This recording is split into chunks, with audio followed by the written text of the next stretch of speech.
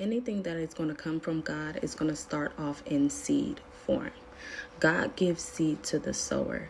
And when I realized this changed my mind. And God put it in my mind that we are farmers, and take this spiritually, because you have to understand that somewhere in the Bible it talks about as long as the earth remains, it's going to be seed time and harvest, which means God is going to give you seed. When you ask God for something, he's going to give you seed, which is his word. He's going to give you an idea. He's going to give you a thought. And it's depending on you to take that seed and plant that seed and water that seed, right? And I always say with gardens, you have to be able to be mindful of the environment. What type of seed is this? What is the requirements for it to grow, right? And all this is symbolically, spiritually. But you got to take this into account. This garden is representation of your life. You have to work your seed and you have to care for your garden in order to produce a harvest, because it's God that gives the increase. God sends the rain. But if you don't have any seeds in the ground, when he sends the rain, what increase are you going to get? What is your harvest if you haven't planted anything? God is not a genie, so he's not out here just popping bands in your lap, even though he can do that. Understand that. I'm not excluding that.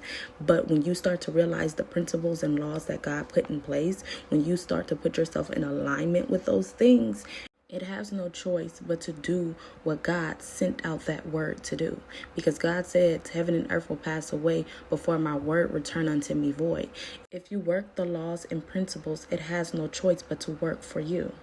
So when you start to think of yourself as I'm a farmer and I have to work my seed, I have to care for my garden, I have to tend over me spiritually and work the seeds God has given me, and stop thinking God is a genie and that Jesus is going to do it all.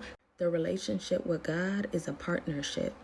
Religion put it on everything's on Jesus. When Jesus said on the cross, it is finished, which means he did all that he had to do. Now you need to do your part. God will always do his part, but he will never do your part.